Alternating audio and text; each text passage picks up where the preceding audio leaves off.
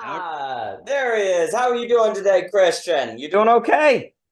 I'm doing all right. Good. Nice hair I needed it desperately. They call it the snake, putting it track. down. Yeah, that's it. So I've been working on that. I enjoyed your thoughts. The three that you were talking about, I really liked the point you said in the email on the difference between death, isolation, and uncertainty. That's really cool. I really liked how you described the differences between beauty, truth, and goodness with subject and object. And I really liked our last conversation too, because I think there's this real tension, like we've been talking with Tim, on how do you get people to value something like voicecraft, right? Like, how do you get people to value something like community? There's this way in which you have to do it to know it's valuable. But then there's also something to be said about you have to meet the conditions of a certain kind of character to be able to participate in community in a certain way, right? Like if you Yeah. just open the door and let everyone in, that can destroy the thing in a heartbeat, right? Like, we at Unoya, we would have a period where, say, we would have the Alcohol Anonymous meet, but then we would have the Bluegrass group, and you would have like the open mics. But these were different groups of people at different times that were meeting people in different ways, and actually cross-pollinating them would not actually be advantageous to everyone, right? So there's all Right. these different tensions of people have to have a certain conditioning, which is not really elitist because it's not something like intelligence or something like that. It's a certain ability to hold yourself in a certain way to kind of get what other people are talking about. No different than, say, I remember reading William Faulkner's Sound and the Fury and absolutely hating it. And then after 4 times of going through it, meeting the condition of getting it, then you're like, oh, wow, this is an amazing novel. And it's almost like something similar to coming to appreciate great art as coming to meet the condition of kind of resonating with certain forms of community, so that you're able to kind of be part of it. And then you can be part of it with other people. But then how do you even explain those things? How do you convince Mm. people to do those things, to come in? There's something here. I don't know. It's what I've been thinking. It's almost like the problem. There's a really funny way in which it's almost like the problem of community has not even really been thought, at least in terms of the 21st century. It's quite clear that you could have community like we're all the woods cutters, or this is the bowling group, or this is the Boy Scout. But in terms of a form of community that has radical diversity, not everyone has the same jobs, you're in different locations, so there's different kind of cultural languages, a way of carrying themselves. And then, like, what exactly are we even meeting for if it's not, say, bowling, or if it's not Boy Scout, like a task? It's almost like now there's a difference, because I've been going through all these sociologists just really interested in this question. It's almost like today, it's almost like you move from a task society to almost a voice society now, where, like, everyone will talk about the difference between like labor and service and information. But I guess what I mean by that is so much of relationship now is, and community too, is very voice based, like conversation, as opposed to getting together to build a barn or getting together to pick up the square bills. Now, we'll still do that. It's kind of task based, but there's a lot more kind of speaking. And then if we're speaking, what are we speaking about? That's not just small talk, right? It has to almost be a kind of speaking that raises us up to something or changes us somehow. I'm not sure. I'd be curious. Those are just thoughts that have been going through my head. I'd be curious how you respond to any of that. And again, it's good to see you, sir. And I really like your coat. That is stylish. Oh, And to you, sir. To you. Cheers. cheers. Yeah, I'll say a few things. One is that I am part of a task-based community. Mm. Um, I work with our group. We have actually two groups now, a North Valley and a South Valley group of home builders. And Oh. we down here in Cochise County in Arizona, we have what's called the opt-out permit. And that allows people to build outside of typical regulations. So it attracts people who are into alternative building, green building, all that kind of thing. People who want to just actually own a home because it's affordable with these earth techniques. So it's been attracting a lot of people, especially over the last 5 years. And now we have a community down here in the South, maybe total, let's say like 60 to 80 people, but Oh. on a regular basis, maybe 25, 35 show up every first and third Sunday of the month.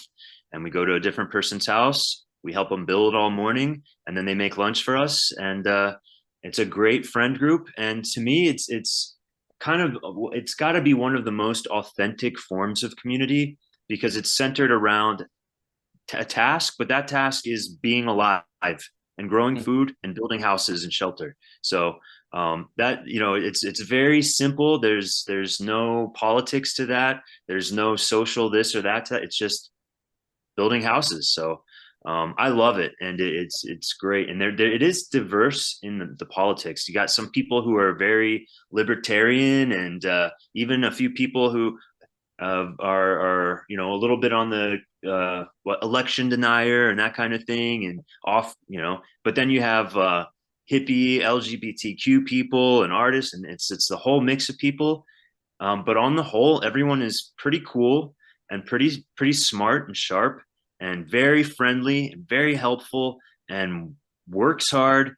And so I love it. And that's for when it comes to community. That's one thing that I'm hoping that I'll be able to promote is like, can we document this? Can we explain how it works and start spreading it to other areas? And we've already helped to do that a little bit locally. And then some girl came down to visit a friend, and she liked what we were doing so much that she started a similar thing in her urban area where it was just a local, let's help each other group and get together regularly to do projects and stuff. Um, but that's very different than the online thing. And I'll say, give you a little slice into my life.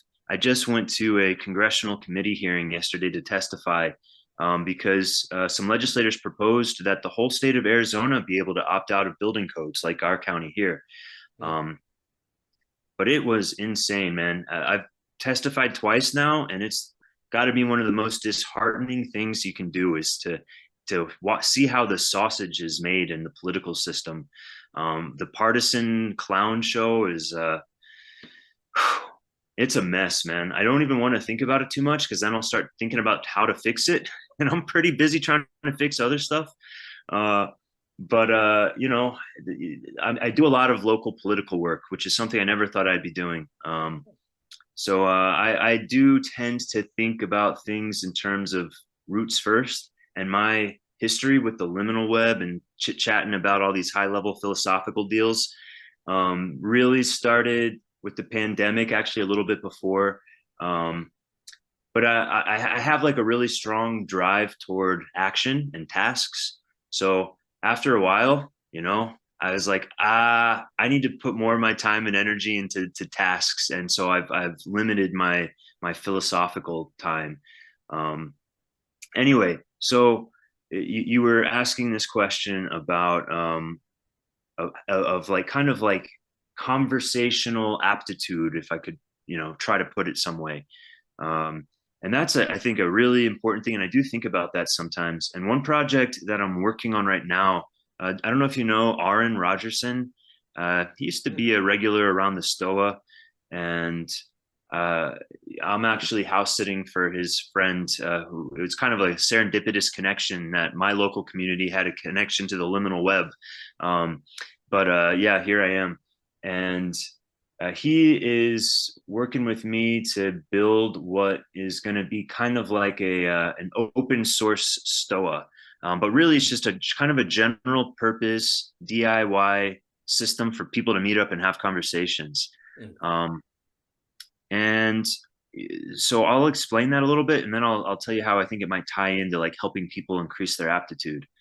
Um, how it would basically work is it's like a dashboard, a centralized location for people to advertise meetup opportunities, online, Zoom type meetup opportunities, and other people to find those advertisements and actually meet up. And it's partly inspired by John Vervaeke he has or there is a Discord channel for John Vervaeke fans, I guess.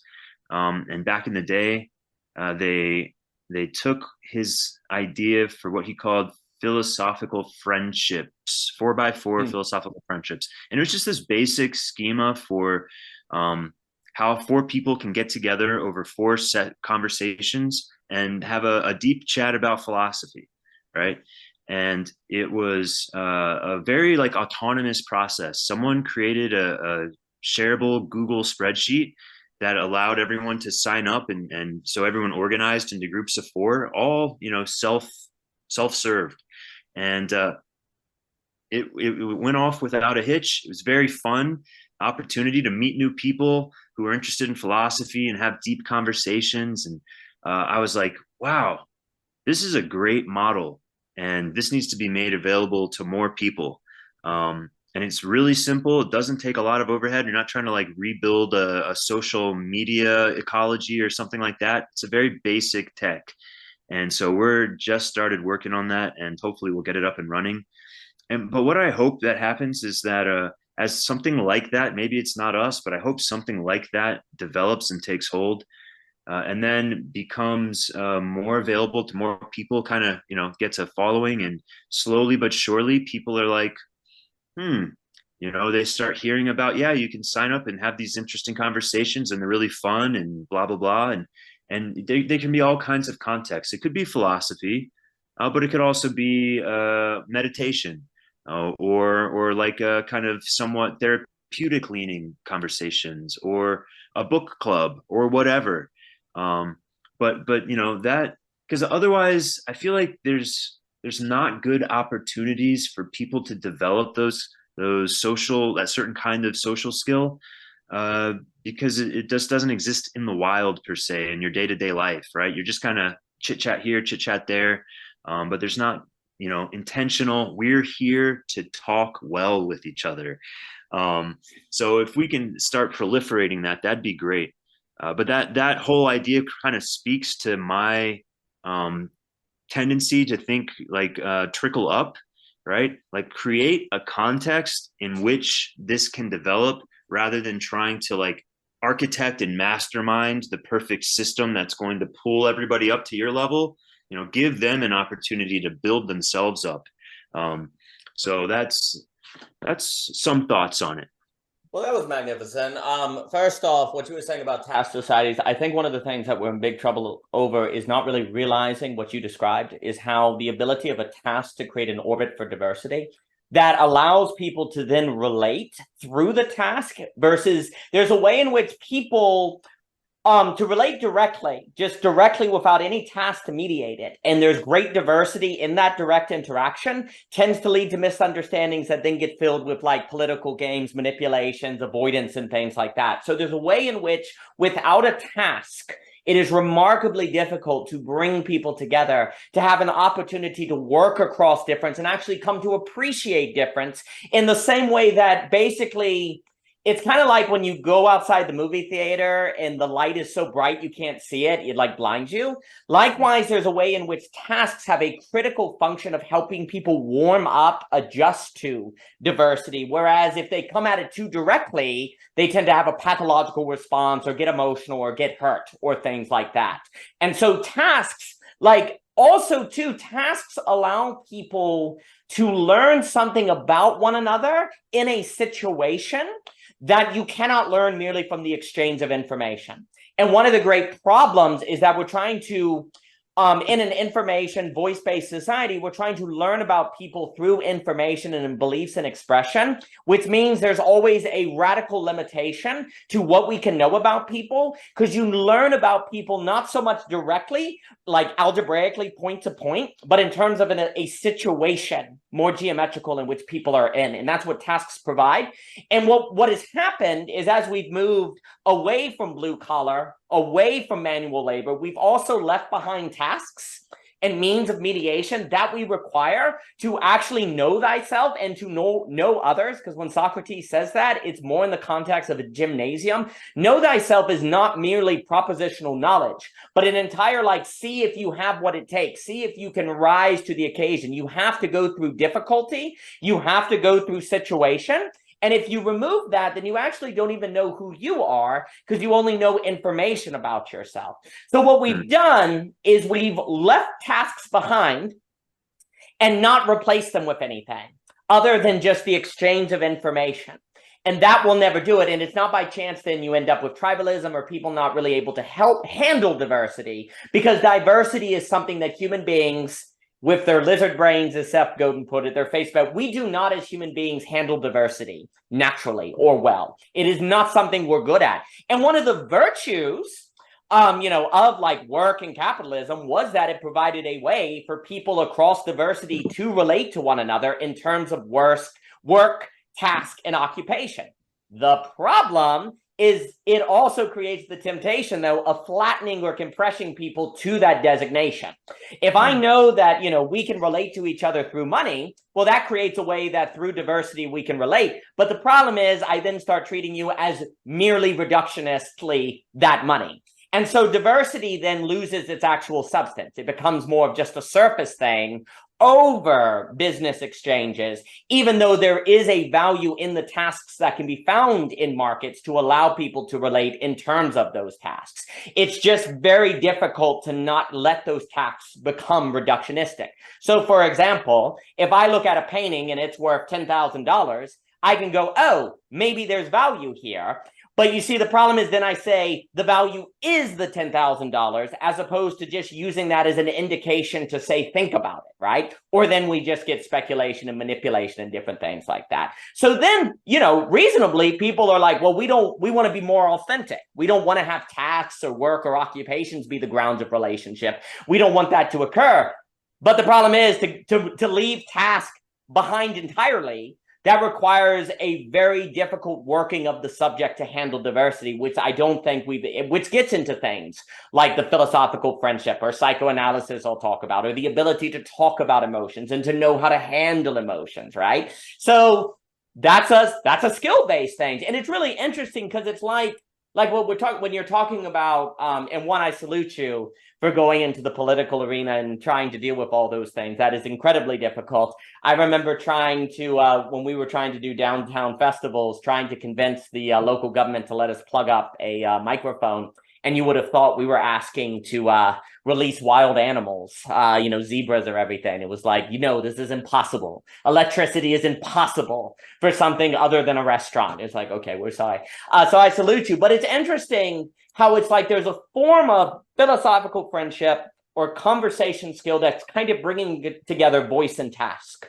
Like there's a way in which there's a task of speaking, not merely an expression of speaking. And when I look at, and I think this has a lot of political ramifications because when I look at like a Habermas talking about communicative rationality, there's this real idea that the only way pluralistic, globalized societies can work is if we learn how to base our rationality not on our axioms or transcendent values, but to find it in the act of conversation itself and to reach consistency and agreement and stuff like that. Here's the problem. Conversational rationality doesn't just happen. Everyone thinks it just happens, but actually there's an entire skill set, cultivation of the character and subject that has to follow through to be capable of that. So although I think Habermas is getting at something very important, the problem is, I think, in being too based in the Enlightenment project, there's a little too much faith in a notion of autonomous rationality, as in rationality that is able to exist outside of locality, common life, individual situation, that then everyone will concur to because it has a kind of authority over particularity. No, that leads to totalitarianism. That was the whole problem of the Enlightenment, is you get rationality, high convoluted philosophical conversation outside of task and action, and that leads to categories that then leads to totalization. And I really like what you were saying because, my beloved David Hume is all about the idea that when you have the philosophical idea, that makes you question common life because you realize where you're born into, because you realize things could be different. So then it doesn't feel like you can have roots the same way because you're questioning it. It leads to skepticism. But then that can lead to a kind of bitterness where you think you're better than everyone else because you have philosophy. Or it leads to a melancholia where you feel hopeless because now you can't embed in a common life anymore. Well, we're basically today, when they talk about the meaning crisis, they're talking about philosophical melancholia very often. And they're talking about the extreme pathology that develops when people want to get back to how things were, but now they've seen the TV and pluralism's in their head and they're angry. Well, there's a kind of philosophical anger and there's a kind of philosophical melancholia. And by philosophical, what David Hume means abstraction. Like once you turn on the TV and you see that there are other people on planet Earth who are, say, Hindu, you're Christian, you go, wow, if I were born there, I might be different. Well, how do I know what I believe is true then? And now we've entered what? Anxiety. Now we've entered into this feeling of, oh my gosh, how do I know what to believe? And that's what diversity does. Diversity always leads to existential consequence if you take it seriously. Well, capitalism tried to not take it seriously by just saying that diversity was clothing, holidays, tourism. It created multiculturalism, but not a deep substantive diversity. Well, the problem is that flattens people, right? Like when you talk about real substantive diversity, it requires an existential revelation that is very difficult to live with, and that tends to lead to either a philosophical rage or a philosophical melancholia. Well, the answer, basically what David Hume is telling everyone, he's like, the answer is that you must, from philosophy, come back to a common life. You must be embedded back in a real place, a particular place with real people. Now, he also notes you require philosophy, though, because you need self-defense, because people are going to come along with their ideas and try to manipulate you. So, like this is the thing. David Hume's like, the answer is not to have philosophy, because then you're going to be manipulated. And like, that's what's happening, right? So you need self-defense. You also need philosophy to figure out like how to defend other people in your community that you care about. You also need philosophy to be able to truly, truly relate to someone, because you need philosophy to keep you from using your own interpretations from getting in the way of the encounter in a kind of Martin Buber way. There's this funny way in which philosophy gets in the way of the other because you have ideas. But then there's another way in which you need philosophy because you naturally get in the way of the encounter with the other, with your interpretations and projections. So there's a kind of Heideggerian clearing function of philosophy to make you be a little bit more humble, a little less certain of yourself, that then opens you to the other. So you need the philosophy for the self-defense. You need it to relate to the person on terms of themselves, the I, thou versus the I, it. But philosophy is the very thing that created the conundrum. This is the problem, is the very thing that created the conundrum then becomes something in the age of what Hume called philosophical consciousness, where everyone is abstract, everyone is diverse, everything is information, everything is disembodied. All of that is what created the problem, but then the only way to blaze your way out of it is the very fire that could burn you alive. Well, this is a skill thing then. This is a radical skill-based thing. And I think for Hume, like when we look at like on this notion of kind of high confluted conversation, what David Hume warned is that philosophy must always come back to action. And this is like Marcis Blondel. And I think there was a line of philosophy that was completely missed that I call the modern counter-enlightenment that is all about tactile knowledge with Marcis Planier. Michael Crawford has an amazing book called Soulcraft is Shopcraft. He's all about like how you have to, philosophy must always use the hands. You have this emphasis of like Marcis Blondel. Benjamin Fontaine is all about this. There's this whole lines of thinkers that realize you need philosophy because you have to self-defend against totalization. But also philosophy is what causes the totalization. And so there's some sort of philosophical thinking that is action-based, that is particular based, and that is concrete based, that entails a certain skill set that people need in order to relate across diversity, but it doesn't come natural.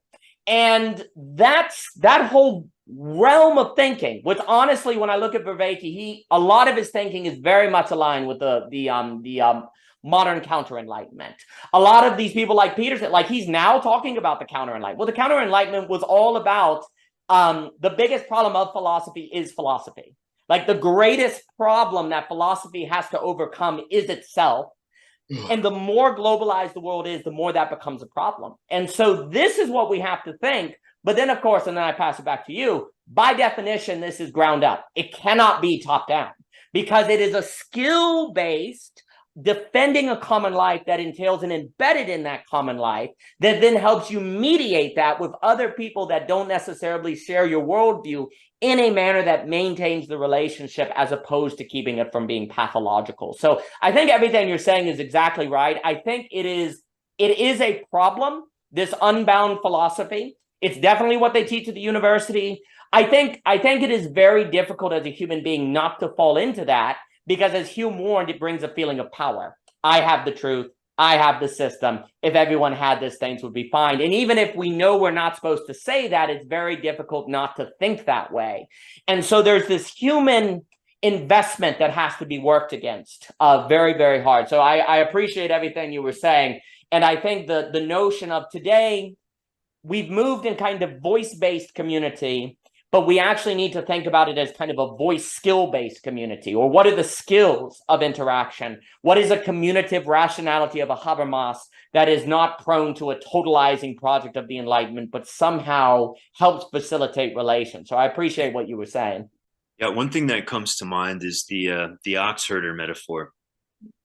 But as an analogy, right? You have to climb the mountain, in this case of philosophy, but then you have to go back down to the marketplace, and bring that with you. And yeah, that's something I was just thinking about yesterday, because after that hearing, I talked to some of the representatives who were voting against this bill, and I was like, "What are your concerns?" And they're like, "Oh, well, there's dangers if you don't permit your house, and all it takes is one death, and that makes it not worth it." And I was like, they're stuck in that abstract level of thinking. It's not grounded in reality. It's not based. It doesn't do a real equal weighting of risk versus reward in the situation.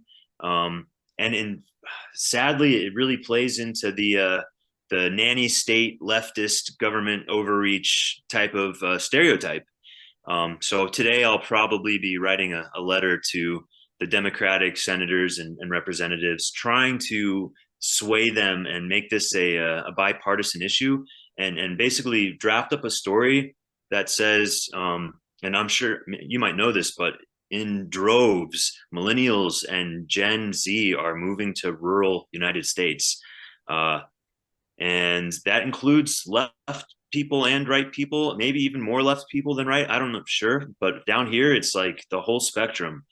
And they're also, people are just increasingly disenfranchised with partisan politics. And so I'm going to try to make the case to them that you have an increasing leftist rural voter base of young people. And if you block them from being able to build an affordable home in like the height of a housing, like 80 years or 50-year housing crisis, you're going to lose votes and you're going to become the dinosaur party. So, to me, it doesn't matter if it's Democrats or Republicans. It's like, let's make things work right. So, but I would like, but unfortunately, it's only the Democrats here who play in the political game who are supporting water regulations, while the Republicans are like, the real stereotypical, let's protect big businesses. I had to speak against a bill yesterday that said if you sue an entity over their water use as a public nuisance, you have to pay their legal fees just by virtue of having sued them, even if you sue them completely in good faith. And this is like a political game, right? Because we have a Democratic governor, so she would never pass this bill. It's unconstitutional. It would never fly. But they get to put that bill out there, knowing it won't pass, as a symbolic gesture to their donors, the farm bureaus, and all of this kind of thing. It sucks. I hate how the political game works. But anyway, so yeah, there's that ox herder thing I was thinking about, and how do you make sure people bring things down? I think to some extent that's just going to start happening because people are moving out to these rural areas. You're going to see more task-based, hands-on, community, in-person oriented social development, let's say. And I think like partly there's going to be a natural promotion of developing these kinds of skills because they're required, right? If you can't really hang with diversity in a task-based community, you're gonna get you're not gonna make it through. You're gonna get filtered out. But also you're gonna find the people who are the front runners of going out to these rural areas are going to be optimistic people. They're going to be DIY, gritty, spirited people, right? These are the frontiers people. And so they're going to be helpful, and they're going to help try to lift people up, and always, at least in my experience down here, they're going to root for everybody. Just like they're rooting for themselves. So you're not going to want to see someone get left behind. So I think there's going to be a little bit of a natural, okay, let's try to make sure that this little disagreement doesn't explode into some big division. And I see a lot of forgiveness and people trying to make amends. And I have to do that with the local farming community because I've got the wonderful position of how do we address the massive overdraft of our groundwater by agriculture in a way that protects water for the future generations, but then also doesn't kill our local small intergenerational farmers. Not an easy task. um, and but it's been going better than I would have imagined it would have gone. Um, I just had a fight with a farmer the other day. He's kind of represents the small farmers, and so he's my connect. And but then the next day we had a phone call and tried to piece it back together, and it's really promising. But so I think this is going to happen naturally to some extent. The housing crisis is forcing it. The political crisis is forcing it. The meaning crisis is forcing it, because a great source of meaning in life is building your own home, is being in more rural environs, and it's certainly in community like you have down here. So there's going to be this natural migration away from the cities and suburbs toward the rural areas. That's going to result in these task-based communities, and ideally, or I'd say probably, that's going to result in an increase in the general social intelligence of people. People are going to have to learn to deal with diversity, because you get whoever you get, right? No, you're an election denier. That's interesting. What do you want to make for lunch? And that's how it goes, right? Oh yeah, flat Earth. That's an interesting theory. I've heard about that. Those are the minority, but like that's real, right? And then there's like brilliant, sustainable people who are moving out here who are just joys to talk to, and we have deep philosophical chats. So it's the whole mix. And anyway, so but I think a lot of your conversation, you're interested in the more online elements of this too, right? And like the context of voicecraft and all of that. What I'm going to try to do is get selfishly, what I would like to get out of this conversation a little bit, and see if there isn't a way to link the two ideas. It'll be a fun improv. But so I want to be able to budget some time working on this beauty, truth, goodness thing. And so I would love to see if you have any kind of extended thoughts on that, and if possible, how does that play into building these geographically decentralized online conversational communities? Could it? My sense is that it could. I think that if there's at least to me, I see a seed of potential in this conversation about the transcendentals as being something that can unify people, philosophically oriented people across many philosophies, because it's like forest work. It's very elemental. It's very like kind of, you're trying to get down to the substrata of philosophy and ground it down into your kind of most basic, accessible intuitions and instincts, right? Rather than trying to start from all high level concept. So that's my hope, anyways, is that if we can like figure out a kind of like a nice philosophical terrain that appeals to very basic concepts, and that's what I'm trying to develop here. Beauty, truth, and goodness, I think, is a great place to start. You can expand that out a little bit in one direction philosophically to more abstraction with the subject, object, conject. But then you could also go kind of more into the body and into the primal with like instinct, intuition, intelligence, and understand things through that lens. And start to appeal to, your body's intelligence, somatic intelligence, and hearts, and these kind of more fundamental conversations. But I do feel like there's a potential there. And I do think that to me at least, and maybe I just have like a bias because, how do I say this? There would be a bias in me overvaluing the fear triple of uncertainty, death, and isolation, because it's something that I hadn't encountered before. So it's like, ooh, I found something special. Is there an opportunity to share it in a meaningful way with other people? Will it be valuable to others? I'm not sure about that yet. But anyways, any thoughts on all of that? That was magnificent. So a few things come to mind. First off, what should be noted is, and having met you on Zoom and being able to talk, I want to now come see you. So right there, there's something about the possibility of Zoom leading to action in the real world, in the same way that like in meeting Cadell at Philosophy, I want to meet these people. And we talk a lot about how these kind of communities, when they're doing what they're supposed to do, if you will, create a desire to actually visit in person, because there's something you get from the in-person encounter that you can't get from the online.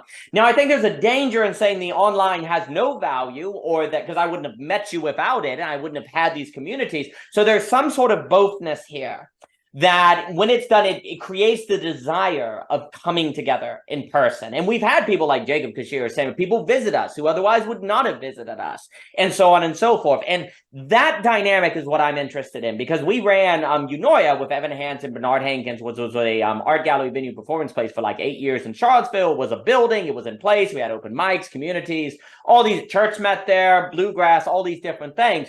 And so that was really powerful. But the problem, of course, is almost by definition, it had to be near like a college campus or near a city, right? Because that's the only way you're going to have the foot traffic. We talked in the book on art centering, how to build an art center, on how, there's a difference between a city where you can walk everywhere, you have to drive to. There's a difference between just the ability to have a building. Like I could sit outside in front of the building at a desk, and that very act created community, because people would say, they're sitting outside. Who's this guy? Hey, who are you? But you can't sit outside in an isolated area and have that occur so easily. Now, here on the farm, because everyone has porches, that can occur to some degree, but most cities don't have porches. Most places, there's all these different architectural, logistical terrain realities that have often gotten in the way or severely limited the scope of community.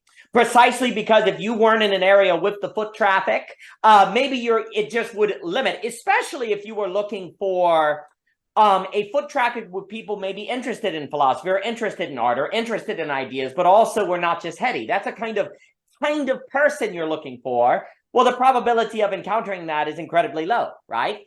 But you can create in a city environment or near a college campus, because where I was at was near UVA, just by sitting outside, just by having little things like keeping the front door open on a warm day, screams to people without a sign that says open, hey, I'm going to walk in there.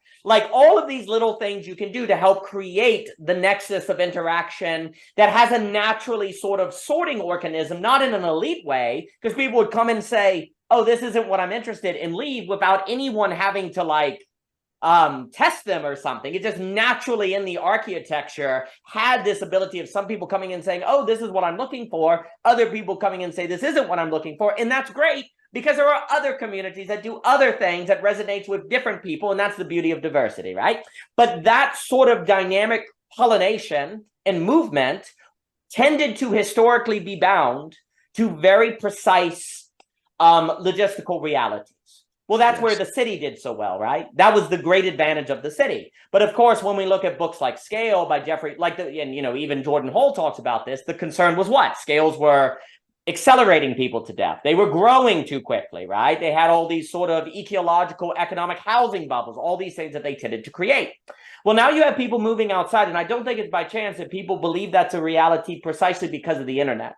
Because of the internet, I am able to speak to you from a place in Virginia that is rather rural and have conversations with people in Europe, Australia, and we're not so bound to the territory. Well, this means the internet could, if used in the right way, help us deal with the meeting people problem that cities tended to be better at meeting, right? But the question is how to use it.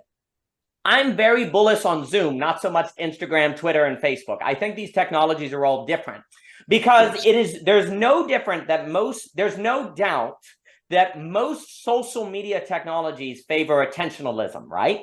Zoom, not so much. It could, but not so much because it tends to favor what's the content the conversation, the meeting is. Now we could post it and people enjoy it, but there's only so many people. Like if you're going to watch a 3-hour Vervaeke conversation or whatever, sure, maybe there's some content creation there. There's always going to be some content element. Content is not inherently bad. It's when it becomes content as currency in order to give you social status. Likewise, there's nothing inherently wrong with marketing. It's when marketing becomes manipulation. Well, this is a really fine line that has to be walked, right? How do we go about that? Well, basically, a lot of it has to be you create content without meaning to create content because you were lost in the conversation and having a good time and you just found yourself with content, as opposed to saying, oh boy, I'm going to have relationships and content to take pictures of it and create content. What can happen in that, like Vervaeke we'll talk about with the circling, the dialogos, the good conversation, this is the kind of magic of a philosophical conversation, is they have this ability to have you enter into a kind of self-forgetfulness, that you forget that you're recording, that you forget you're creating content, and yet you are, but then the motivations tend to be aligned because the reason you're creating the content is to show people a possible way of living that is beauty. Because what is the difference between content as currency and in a painting? Zoom seems to almost be capable of making something more like a work of art, or something more like painting, because it shows a mode of engagement or mode of thinking that then it's like, wow, I want to be able to do that, because that's a certain communicative skill, like you were saying, that people need, that then open up the kind of relationships I have. So there are all these possibilities that, so to sum up, Zoom opens up, it allows possibilities of overcoming the logistics problem that cities existed primarily to do. That's why you go through history, you know, the Roman marketplace, the marketplaces, I have ideas, most of like the Bloomsbury group were relatively close to a Cambridge or a location. Well, you have this decentralization of locality, right? But until, it really is rather new though, that most people on planet, or a lot of people on planet Earth, have fast enough internet to handle Zoom calls. You know, yeah, the internet's been around for 20 or 30 or so years, but the speed of it, but Zoom is rather new, and the access of most people to faster internet to use Zoom is also rather new. So those are kind of the requirements you have to have, right? Now, one of the reasons, so you have the Zoom technology that allows people to meet, that can inherently create the desire to meet in person, and then you could creatively think by which the online and the real could interact with one another. The reason why, but the barrier is like money and time, right? Like, how can I get off of work to come to Arizona? Or how could I get off of work to afford? So there's a money and time limit now. But fortunately, the information and logistical barrier to gather the information that you exist or that you are someone I would like to know, that is now less because of Zoom and the ease by which we can jump on a call and meet one another. And there is also, I think, something quite powerful about the idea of being able to meet someone and not just be voice, but like seeing their face. There's something powerful about the camera as well, but it's not just the stagnant image or like a movie. It's like you're in the video talking with somebody's face while forgetting the fact that you're creating content. All of this creates a different dynamic that seems like it could help facilitate real events, real people, and then the real events can be further enhanced online, back and forth, back and forth, back and forth, as opposed to the internet just being a marketing means, because that's how most people feel, like, right? You do your wedding venue, you put your pictures on Facebook and Instagram, you're using it to marketing, right? What seems to be possible is using Zoom not merely to market, but to deepen or keep alive the engagement. That seems to be different because we can't always meet in person. Well, that's a problem, because if we can only meet in person because you're in Arizona once a year, well, then what do we do for the rest of the year, right? You'd be in trouble just because of the realities of, you know, work, time, and whatever. Zoom can fill the gaps. Right. Zoom can fill it, right? So this is seeming to be like the partnership. A few more things come to mind before I forget. What you were saying about, I want to comment on the housing market stuff and different things like that. Like, you know, Ivan Illich talks about disablement. There is no doubt that the permits, like the fact that you got to get a permit and then that's your liable and all of that different stuff, and maybe the health insurance won't cover you. This all contributes to what Ivan Illich called a culture of disablement, where everyone is disabled. They don't have skills, but they don't even notice they don't have skills because they can access the expert class. But so you're disabled. What Ivan Illich says is people don't have like the skills to build houses anymore, but they don't realize they don't have the skills to build houses because they can hire a house builder. So they feel like they do have the skill, but actually they do not. And they're disabled, really. And actually, I would argue a lot of nihilism is disablement, where you feel disabled to do anything for yourself or to like communicate your ideas or to relate to people. There's a certain disablement there. Like a lot of what's called the meaning crisis, I would argue, is where people actually know what they find meaningful, they're just not able to do it, or they're stuck from money from being to do it. So that's a little different than saying people don't have meaning. In fact, I think there's a lot of people that are tortured by their meaning because they're disabled from realizing it, or it costs too much. And there's a slight, I'm not saying that's there are people who have a meaning crisis in that they don't know what's meaningful, but there's also a lot of people who the meaning crisis is precisely the presence of a meaning that they're disabled from realizing. And that kind of tortures them in many ways. And I think also, like you're saying, it's like the problem with modern regulation is they don't have a standard by which to determine regulation. And so, for example, if you said, well, will this law contribute to enablement or will it contribute to disablement? That really should be the standard, not safety, because safety is way, way, way too vague. Hey, let me give you an idea. If we reduce the speed limit from 50 miles per hour to 40, we'll save like 1,000 lives per year. Should we do it? You might say yes. Okay, well, actually, if we do from 40 to 30, we'll save 1,000 more. Now we're getting down to 10 miles per hour. If we go 10 miles per hour, then we'll save 10,000 lives a year. You monster, how could you not support that, right? This is called the runaway train fallacy. And most political conversation is incredibly susceptible to the runaway train fallacy because they're thinking in terms of safety, not trade-offs and enablement.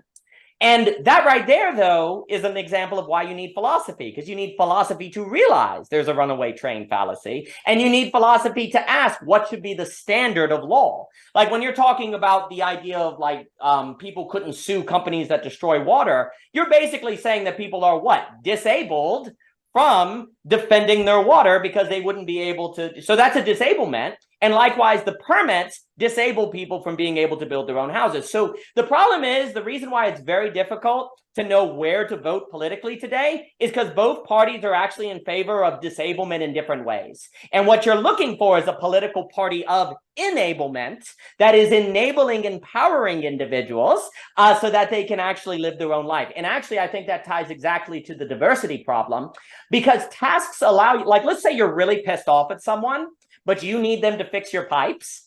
You're going to have to swallow your pride and figure out how to relate to them. But if you don't need them for a task, then when you're pissed off at them, you never talk to them again. And the more people are disabled, the less tasks that are in people's lives to be a ground of overcoming difference. And so then disablement, tribalism, pathologies, and the collapse of relationships all go together, because what a task provides is, if I'm talking to you and you're a flat earther, I can change the subject. I can say, oh, okay, hey, let's go get the hay bale. Great. And I don't have to immediately respond to what you just told me. And in fact, doing the hay bale allows me to see you as a human being outside of your belief as a flat. So the task provides a space for the gradual building of humanization. But if I have to immediately respond to your flat eartherness, I probably have no idea what to say or what to do. So it's too direct. It doesn't allow the time for us to relate, knowing that you're a flat earther without having directly to confront it. And maybe one day I say, oh, it really doesn't matter, does it? Because, he's a good guy, right? So the task provides a way to change the subject. And honestly, basically, no human being can actually take on a subject that is too diverse from them immediately without the time of changing the subject. But then how do you change the subject in a way that doesn't feel lame or cheap or avoidance? Because if you tell me you're a flat earther and I go, oh, okay, what do you think about Heidegger? Oh my gosh, you felt that. You felt the change. You felt that I'm avoiding you, right? It's so lame. And you're like, oh, it's fine. And you'll probably never talk to me again because you felt it. You felt it in the air. But if I go, oh, you're a flat earther. Okay, well, that's interesting. That's good. Let's go get the hay bale and about lunch. Oh, okay. Because I'm able to change the subject in a realistic way that doesn't feel like avoidance, that allows us to keep relating in terms of the relation without there being a kind of noise now of a feeling of avoidance, so that we can continue to humanize with one another to the point where at the end of the day, I can say, yeah, I don't really believe in their political views at all, but they're a good person. That's not an option if there's not enough tasks. You know, that those spaces of humanization are right there, and I'll hand it back to you. But so basically the disablement contributes to the removal of tasks that people can interact with one another, to humanize one another, gradually allowing people who are diverse from one another to relate without that collapsing because there's space of humanization. But the key though is disablement affects you outside of work. Like you say, well, you can go to work and relate to your coworkers. Here's the problem with that. One, everyone knows the people there are there because they have to get paid. So the question of the authenticity of the relationship is immediately questioned. And then two, there's basically always a pretty radical self-selection that occurs when you go to your job, right? Like if you're working in Wall Street, probably not many flat earthers, probably not many people who didn't go to college. There's a limitation of the diversity that occurs, right? But it creates a feeling of diversity because there's difference here. Yeah, but it's probably very shallow diversity. Not always, but the probability is that it's a more limited diversity. And the authenticity of the relation according to the task is also questioned because you have to get a paycheck. But when you're building a house, and you don't have to build a house, and you could hire someone to do it, there's some deepening that occurs because the task is outside of wage labor or wages or occupation or different things, right? So by having too much disablement, you remove the possibility of these tasks outside of money-making occupation that allows people to learn to live with one another despite their diversity, that creates space of gradual humanization. And I think then to close that, Zoom can allow that as well. Like Zoom allows meeting people that are different, but then when you go and work with them on a task, because here's the main point, and then I'll give it back to you.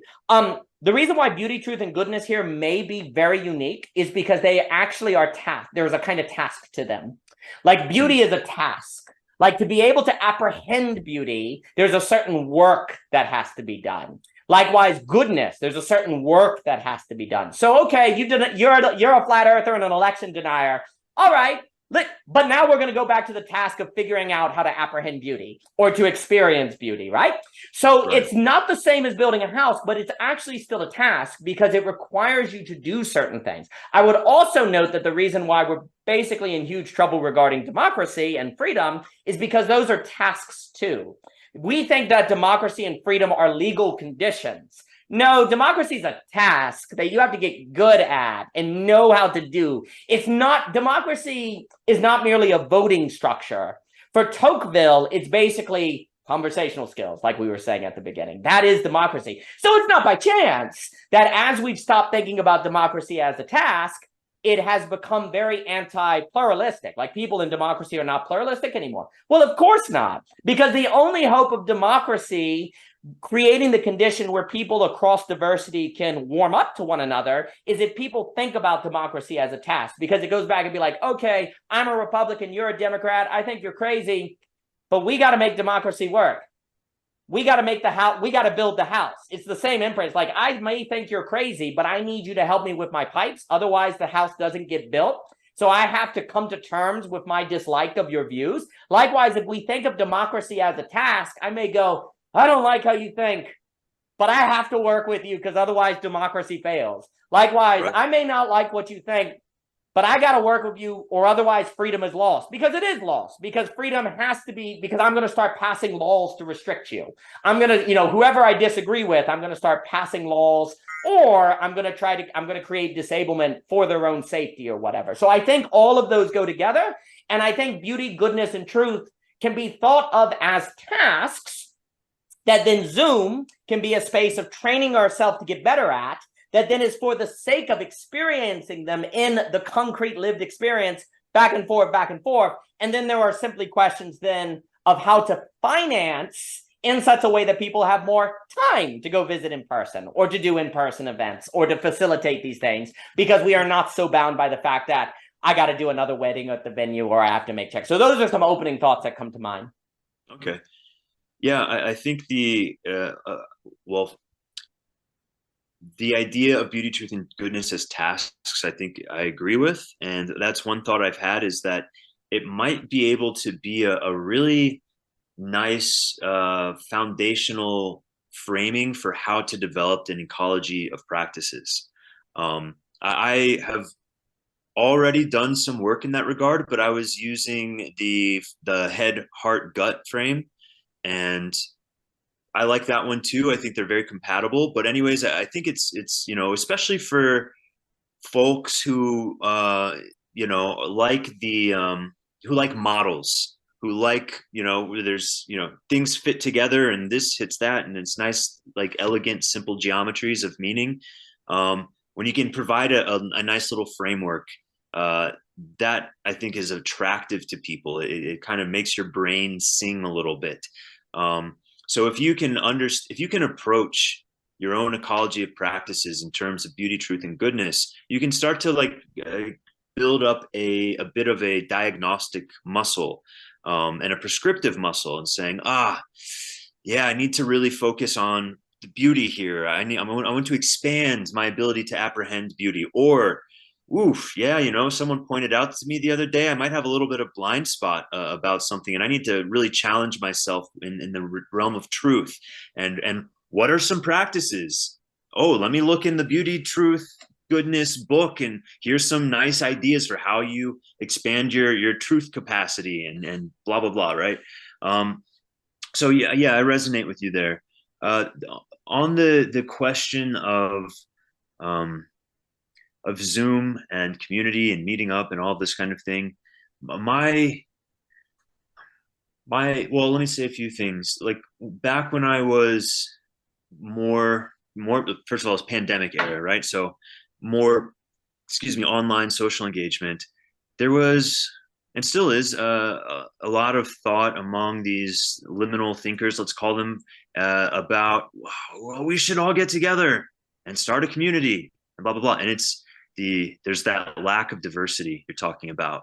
I would tell people, it's like, yeah, to me that sounds like 20 doctors saying, let's start a community of doctors. It's like, no, you probably only need one doctor, two doctors per 20 people or something.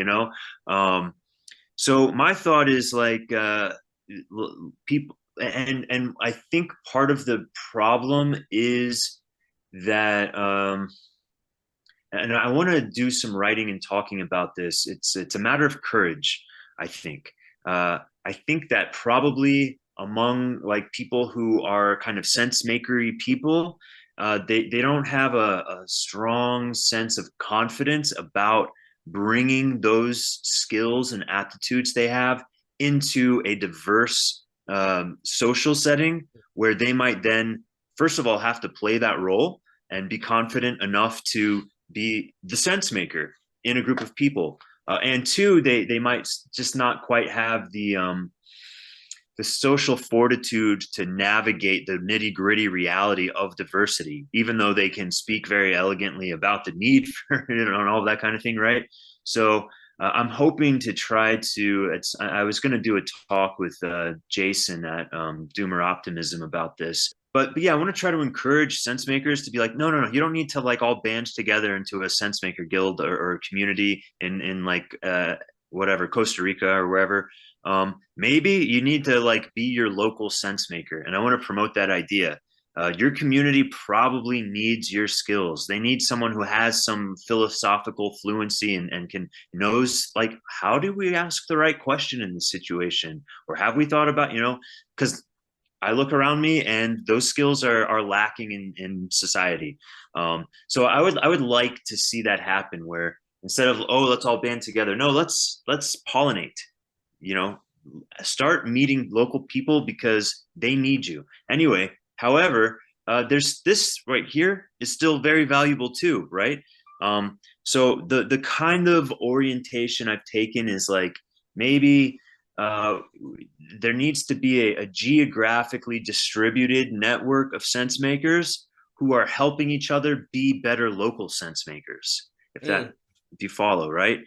Because I get a great amount of benefit from talking with Ben, and Ben Lovenheim runs the Imminent Metaphysics book club, basically, and I've known them for years now, and they're friends, and so I get to we talk beyond imminent metaphysics and philosophy and talk about our lives. So it's really valuable for me to be able to take all the nitty gritty of stuff I deal with on a day to day basis as a kind of local sense maker and share it with them and get feedback. And they say, "Oh, but did you think about that?" And I'm like, "Oh yeah, right." So that's something I see as having a lot of potential. Is like is this kind of mycelial sense making network where we increase the quality of community and life by staying connected with other sense makers remotely. Would it be nice to be able to meet up in person like once a year as well? Absolutely. But to me, that's almost secondary to the to me the more important need of people being local sense makers and networking out from wherever they're at. Everything you just said is exactly at the heart of the problem. I salute you. That's freaking magnificent. So a few things. First off, I think you're 100% correct that there's this problem of like, oh, meetup equals people who are similar getting together, which can have some value, but there's also a limitation. I think, you know, there's an understanding of the problem of, well, if we just let anyone in, it takes, as anyone knows who starts a community, it takes one or two people to ruin the entire thing. I mean, it can destroy the entire thing. And there's this real tension between, you know, I think like the great perennial question is identifying the difference between fear and wisdom, because it's not always so obvious. You know, sometimes it's obvious. If there's a lion in the front of your yard, it's wise not to go outside. But if you look and there's no lion and you're just afraid there might be, it's obviously fear. So the difference between wisdom and fear there can come out, or discernment and fear. But what about gray things such as removing regulations so people can own their, you know, build their own homes, right? Is it discerning to have regulation, or is it controlling, or is it fear-based? Well, right there's a certain need to be able to make sense of that difference in different situations and circumstances. That requires a certain skill set to identify all the variables that would help people determine if they're acting out of wisdom or fear. So there's an issue here where there's a certain wisdom in the awareness of, well, we can't just like let anyone in. But then there's also you by definition are saying then that this is a there's a certain self-enclosure then to the organization, right? Or what it is doing. So there's a tension there. So there's a wisdom, but there's also a naivety or a limitation or a fear that has to be thought out. And thinking these kind of, you know, to what you were saying, this is where the real logistical thinking happens. Because like you're talking about this kind of network of helping people sense make in different communities. I think there's also a lot of truth to the idea that people are afraid to be sense makers, because if you're the sense maker, you're responsible. And what if you're wrong? And what if you made wrong? Well, that's terrifying.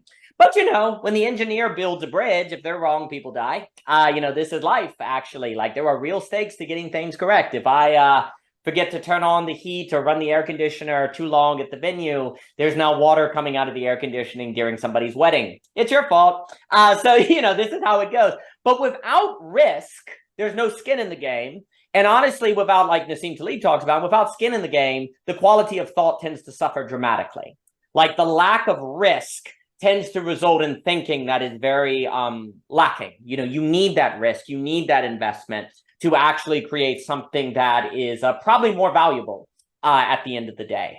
So it's understanding. Now, also, it is understanding where a lot of people who are good in sense making are like, well, people won't listen to me.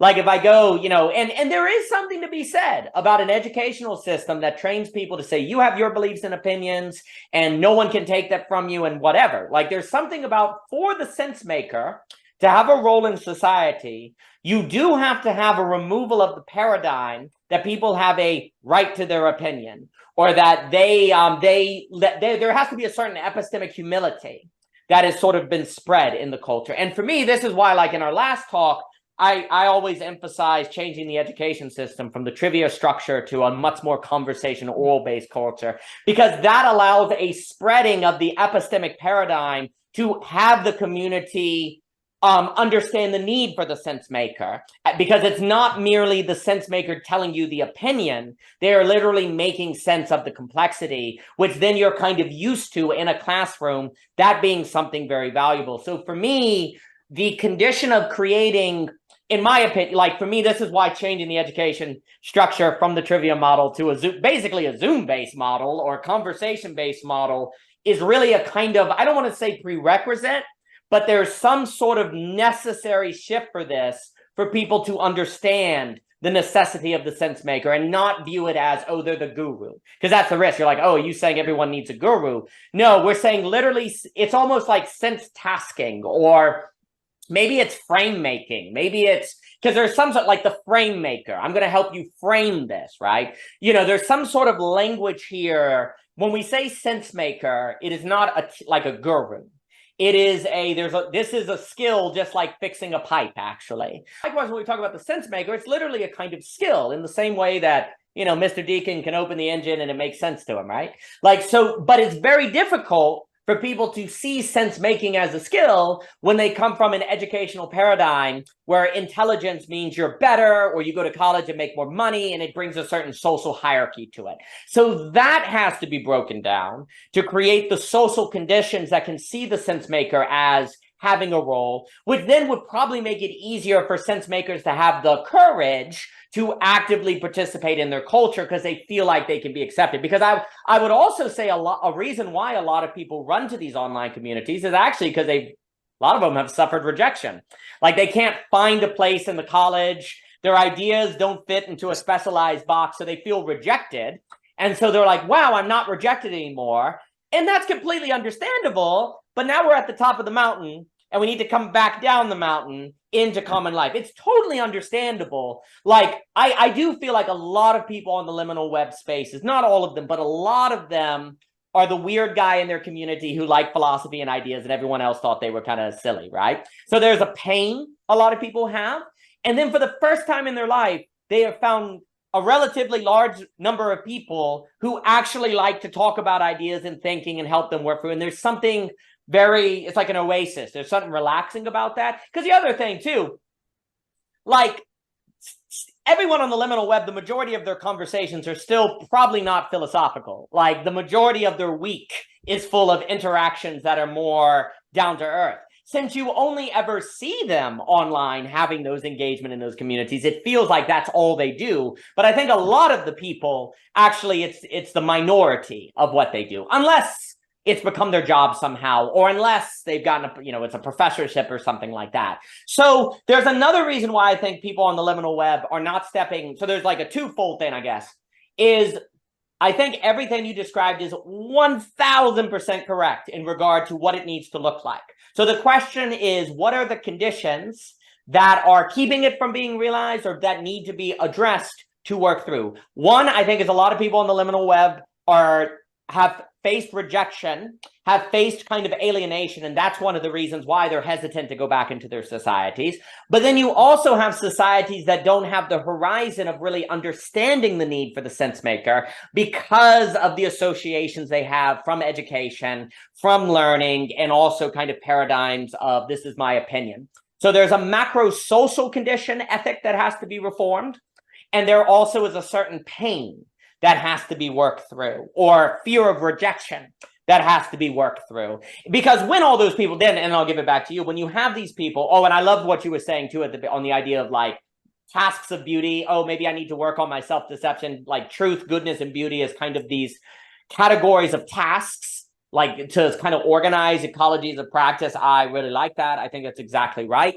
I think that, and since they're the three infinites, these are not tasks you're ever done with. You know, you can always get better at them. You can always work at them, right? So and that right there means there's an infinite orbit, an infinite task to keep the community alive, because you can always orbit these things and going forth. So I really like that. And it's just that I think as well, what can happen is if you get in the liminal web spaces, you find these people that accept you, then the danger is to rationalize staying at the top of the mountain and never coming down. Because you're like, well, if I went down, I'd just be rejected anyway. Well, we'll come up with a system that then we can fix the world with. You start allowing the rationalization to come in where you say, well, let's just stay on the mountain. And that's the danger. Like the problem with the top of the mountain is that it's great. That's the whole problem, is it's great. Like the view is great. All the people are leaving you alone. You're up here with your friends. This is great. But that's the problem. That's the problem. So that's what has to be worked through. What's that, sir? I was saying it's like a philosophical bypass. Just like spiritual bypass is what happens when you stay at the top of the mountain of Zen. Yep. Well, everything here is very easy. There's no friction. Same thing with, let's just keep having conversations in the abstract. And that's also where I've seen a lot of ideas from the liminal web that I just like, have you really thought through what it means to implement that concept, that plan in reality? Have you, and I feel like a lot of people don't fully. That's where I will have some fun with. Yeah, I don't know if that's. I get it. It's beautiful in your concept and your theory, but that's not how reality works. Like, for instance, I set up a chat with, and it was, for the most part, it was a good conversation, but like, oh, no, you'll need at least this much time. And it's like, yeah, farmers only have this much time free per week, so we have to work within that time frame, right? And I think it's really easy when you're trying to design solutions, and if you tend toward conceptual thinking and abstract thinking, that you presume an ideal context, which is going to facilitate your ideal solution, and that's not reality. It is limited. It's nitty gritty. And there's also always the unexpected. So I think there can be a little bit of a sandcastle building problem where it's like, oh, I'm having fun building my perfect solution, but it's never going to go anywhere because it's not responding to reality. Well, it's responding to reality, but it's not conforming with reality. It's existing in its own. It's existing at the top of the mountain. You're up. You're looking down on the village, and you're thinking, oh, that needs to change, and that needs to change, and that needs to change. And you're coming up with all these ideas, but you're not going down into the village and actually trying to implement the solutions. That's 100%. I mean, for me, a really important revelation for the philosophical mindset is to realize that there's very, very little difference between a I'm not saying all philosophy, but like these kind of philosophical systems and conspiracies. Like, conspiracies are very internally consistent. They have an answer to everything. Lorenzo, my dear friend, has a lot of work with people in conspiracies, and they have answers for everything. You cannot go into these like very vast conspiracies and in their logic, by their assumptions, disprove them. They actually are internally coherent. Here's the problem. Coherence does not necessarily equal correspondence. That's the problem. And that's, if you think about it, that's a bit of the Kurt Gödel. What Kurt Gödel is saying is that if you have a completely coherent mathematical system, that very coherence keeps you from determining if it corresponds. But then if it corresponds, by definition, it cannot totally cohere because there has to be an opening in the system for the possibility of that correspondence. Oh, well, then that doesn't mean you can't have, that doesn't mean he's saying there's no truth. That's not saying that you can't have, say, a theory of everything even. But what he's warning you is that a theory of everything must always be basically geometrical. It must always have multidimensionality outside of the system, which then, of course, would not really seem like a theory of everything because it's saying there's something beyond the everything that you are defining. So you have a different character of everything when you start talking about having to include correspondence, because that everything is always incomplete. It's kind of incomplete with the in parentheses. So the best the philosopher can ever do is something incomplete. And if it's complete, then by definition, it cannot correspond. It cannot, because if it corresponds, that means you've cut out the data. There has to be something cut out. And that, once you get that, then you start looking at philosophy very differently. Philosophy then becomes more about skill sets. It becomes more about the ability to make sense of. You're not looking for something that's totally coherent, because achieving that would be like achieving a conspiracy, like a Thomas Pynchon novel or something like that. Instead, you're looking for skills. You're thinking about, it becomes much more relational. It becomes much more, how do I work with, how is it that I self-deceive myself? How is it that I interpret other people in a way that is problematic? Or how do I act in a manner that they can interpret me in a way that better facilitates the community? You start thinking about skills, you start thinking about wording, you start thinking about tasks, you start thinking about, the way I'll put it is conditionalism. Like, what are the conditions of possibility? How do we condition ourselves for the relationship? How do we create the conditions where the society understands the role of sense making? It's an entirely different orientation to philosophy, which, from my bias, was basically what the entire counter-enlightenment was screaming. They were like, hey, philosophy cannot be in service of creating coherent systems or perfect worldviews or states of nature or perfect just societies, because it will have to totalize. And if it totalizes, it will have to exclude anything that does not fit into that totalized vision. So you had your Vico's, and they saw this in science too. Like Vico's concerned about Newton. He's like, guys, science must totalize. The way you're depicting science, theoretical science outside of experimental science, because that's where you end up with coherence, right? He's like, if science does this, it could become a force of totalization that is destructive. Well, Vico's critique is saying the same about like political virtues like justice or freedom. Those can be totalizing in destructive ways. They're saying it about science. They're saying it about philosophy. And you can do it also with pragmatism. You know, you can say, well, we don't need philosophy. We just need the concrete empirical world to be practical with. Here's the problem. Facts don't tell you what they mean. You have to decide what they mean. And then what are you going to do when somebody comes along and manipulates you and you don't have the philosophy to realize that your interpretation of the facts is actually given to you so that you're captured or controlled in a delusion or way, right? But it's completely understandable why we tried to bind society in terms of science or facticity or pragmatism or markets or philosophy. All of these in different historical periods have been used to totalize, to create a common basis of interaction, right? It's understandable why this occurred because it seems to solve the problem of diversity. We can all relate according to the facts, the science, the worldview, the religion. Religions did this as well. You know, God is Christ and everyone's Christian. All of these have been human efforts that have fallen into the mistake of totalization. That is a reasonable mistake given the problem of diversity, but it is akin to the problem of conspiracy.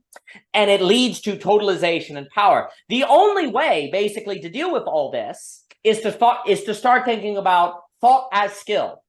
You know, skill, like to think in terms of a skill of openness to the other that I never totalize, almost in a light, you know, a kind of Levinas way, the infinite, never totality, always open, a thou way. But then automatically philosophy becomes really, really therapeutic or psychoanalytical or mental health, emotional intelligence, because if philosophy is all about how to be open to the other, to have a harmony, but not a totality, because I make that distinction. Like the harmony of a concert has lots of diversity, and yet you make a music, right? So there's a kind of unity in a harmony, but it's not the same as the totality of, say, an enlightenment project or something, right? So it's almost like you can say totality and harmony is, you know, harmony being a unity of diversity and so on and so forth. Well, if the name of the game is harmony, the only possibility of harmony is skills, some kind of skills. Like that's a concert. There's skills of the skill of the violin with the skill of the piano with the skill of piano.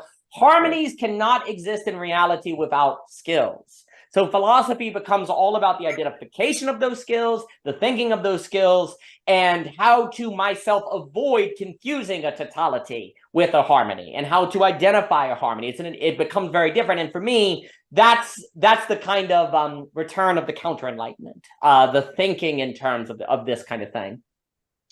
Yeah, the one way I see that, and an interesting way I see that playing out is that, and I don't know what your thoughts are on metamodernism, but Tim said you had some criticisms. I would say for me, when I look at the metamodern conversation, what I see is a totalizing philosophy about harmony.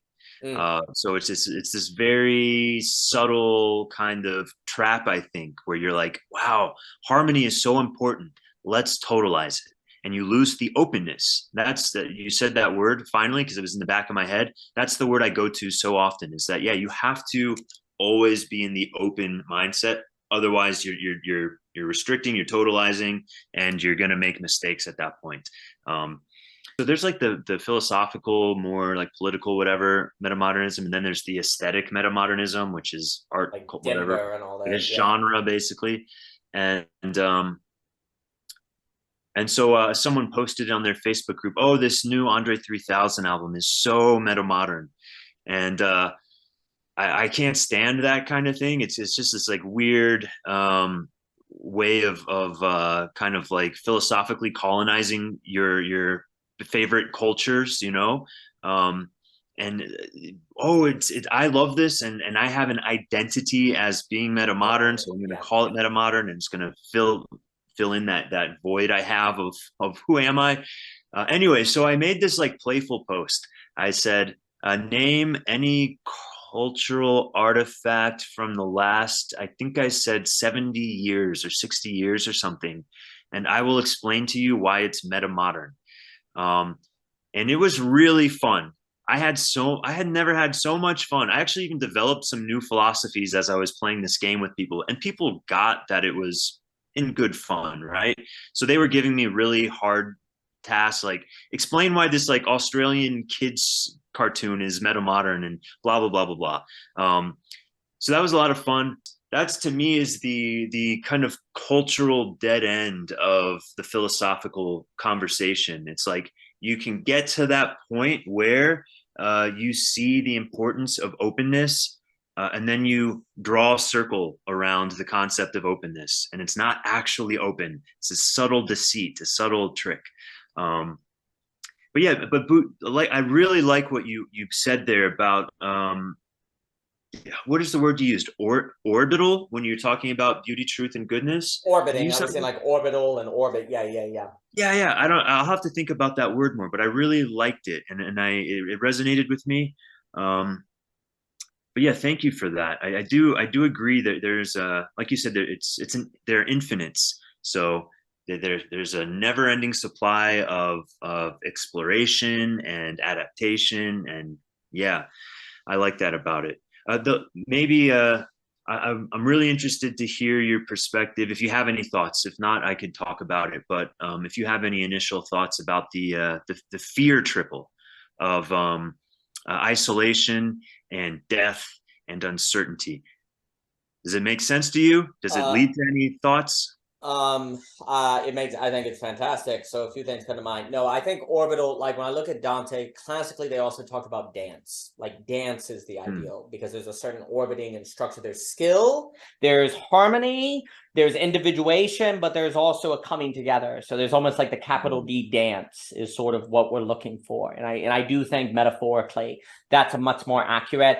I think that is very astute of you on the dangers of totalizing harmony. I completely agree. I think that, but right there is a wonderful example of where philosophy has a role as self-defense, because it seems like harmony, it sounds like harmony, but you have to be able to tell the difference. And I think that's extremely good. It's very similar with that kind of idea of talking about like diversity, but really you're talking about diversity within white collar jobs. It looks like diversity. I see diversity. It's different, but it's not substantive diversity. It's not worldview diversity. It's not all the way down. And see, you got to be able to tell those differences. And I think that's really well put, because there's something about harmony that, you know, Michelle, my wife, has this wonderful example where she talks about holding a bird by its feet.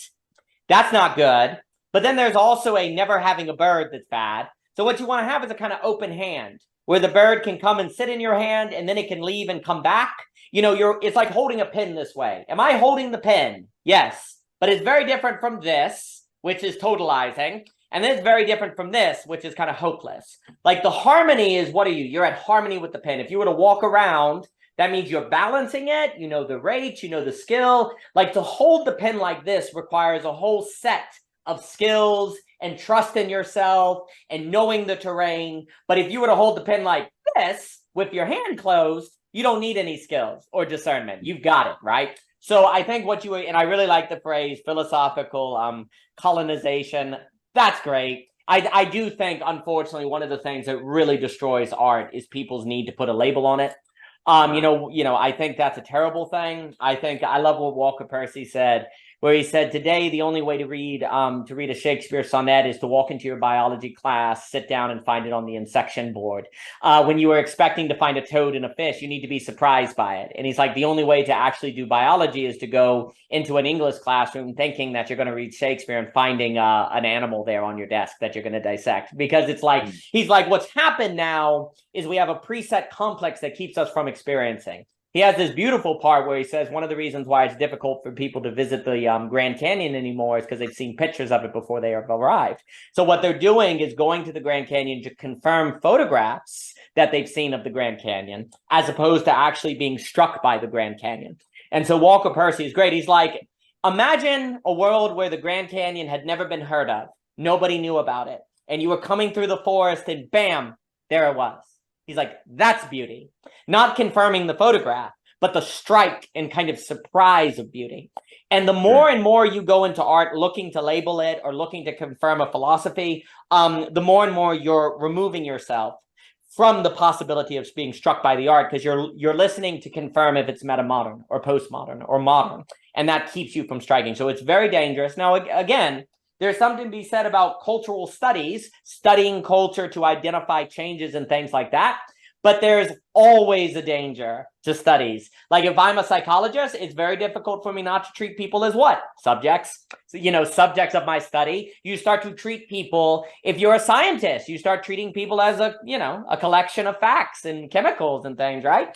It is very, very difficult to study something and not lead to totalization according to that study. It is very difficult to be a scientist and not seeing the world totalized through science. You may say it's not, you may say you know better, but in your actual lived experience, there's probably going to be totalization going on. And that definitely happens in cultural studies, philosophy studies. So these things we must be very, very aware of. It's like metaphors. Metaphors are dangerous because they work. They help you understand things, but then you see the world according to that metaphor. So there's always a danger in these structures of understanding that they then do our thinking for us. And I think what you're talking about with the meta-modern label or any of these things, it becomes something that does our thinking for us. And thinking only occurs when we're actively doing it, because that means it's a task that's summoning something of us. If we're just identifying facts, we're not really thinking. We're just absorbing, if you will, and that removes the strike. I think on your triple, I think it's exactly right, because for me, the future right now looks like Japan. Japan is a Western civilization without religion that has not addressed the problems being described in this conversation. Now, I love Japanese food. I love Japanese art, music. They have some of the best movies and shows. I'm not hitting on Japan, but, as a kind of attack. But Japan as a sociological condition, it is exactly full to the brim of isolation.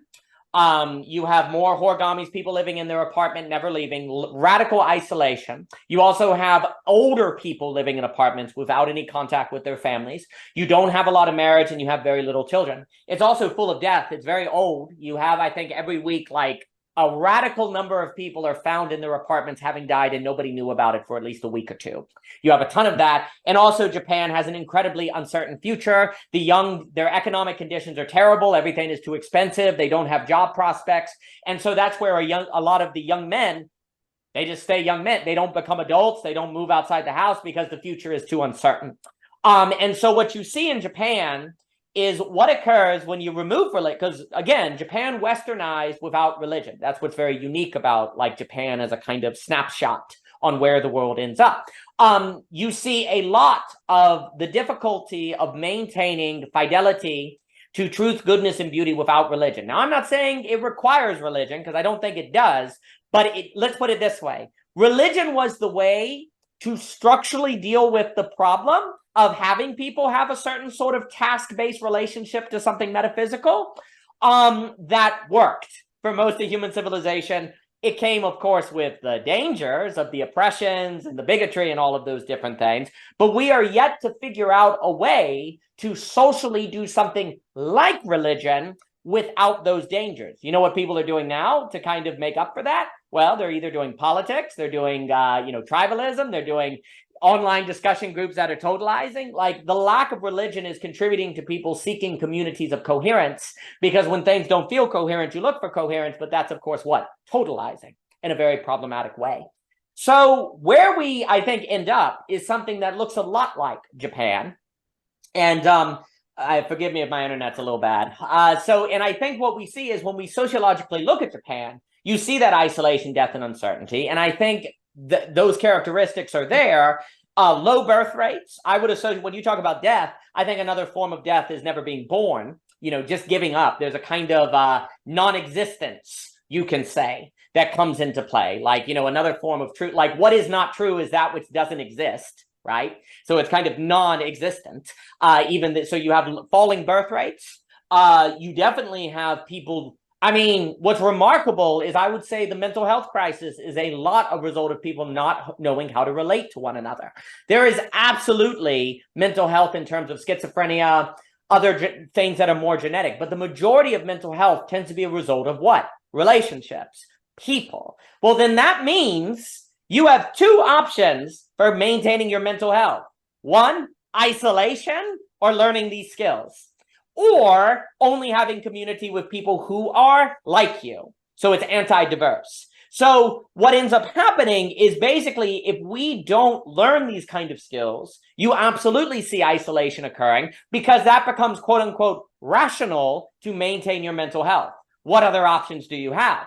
I think death definitely comes into it. If people don't have kids, because how can you have kids if you don't have the skills to have relationships, which you don't have? So then death follows either by not necessarily suicide, but just the slow fading away of life in terms of birth rates and people getting older, demographic crises and things like that. And then of course you have uncertainty, which I would also note isolation tends to be a way to deal with uncertainty, because if you're uncertain, then isolate yourself so that you can stop encountering the uncertainty so it can start to feel like certainty. Like if you have control over your environment, it feels like you're not uncertain anymore.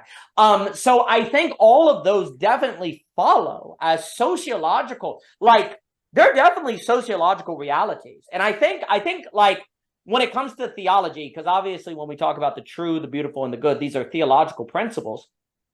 Feuerbach said that, religion is a kind of projection, that theology is anthropology or different things like that, right? Well, Karl Barth comes around and he says, well, no, anthropology is theology. He just flipped it, right? He's like, the reason that God is the Father is because the Father is God. He kind of can flip it back and forth. But the point is, I definitely think there is always something sociological and anthropological about theological truths, because they always are at least incubated in an anthropological and sociological condition. So if you have, now, again, I'm not saying all religions are the same, but you definitely see the principles. It's very pronounced in Western religion, but you have beauty, truth, and goodness in Hinduism. I mean, you have these things in Buddhism. These things are present in different forms. I mean, in Hinduism, Brahman, Shiva, these are all basically Trinitarian, of the same Om. You have all of these debates on Krishna being all three as one, or the avatar of Vishnu, et cetera, et cetera. The point is, globally, you see the three principles of truth, beauty, and goodness by different words or different emphases kind of coming up often, which would give you reason to think that there is some sociological or anthropological truth to them, given Feuerbach, given this notion that anthropology and theology tend to go together. Well, that would then give you reason to think that the opposite of these things, when they are lacking, is going to be something like the terms you used: isolation, death, and uncertainty. Well, we see those spreading around the world. Well, then there would be reason to think that the address is something like these theological virtues that are probably sociologically and anthropologically justified. So I think you could make, like, to those three, I think they map on to the sociological reality. So I think there's data for those three. Now, maybe people would want to argue against the words or something, but the principle of the words is exactly right. And I think the demographic, sociological data, and mental health, I think all of these things actually show it. So you've given me something interesting to think about, which is so in Japan, one thing I'm thinking about is seppuku, the honorable suicide, right? And then you were speaking about how some people are going into isolation as a response to uncertainty. And I think seppuku is similar. You're going into death. in response to isolation and uncertainty. Your reputation has been marred. You would rather die than, cause possibly more problems for yourself and others. And you don't want to try to, anyways. So, and maybe that's something you'd say about suicide in general, right? Why are people moving into death? And so that makes me think that they're, just like I presented, that there might be a way to think about beauty, truth, and goodness, and how they afford access to each other, right?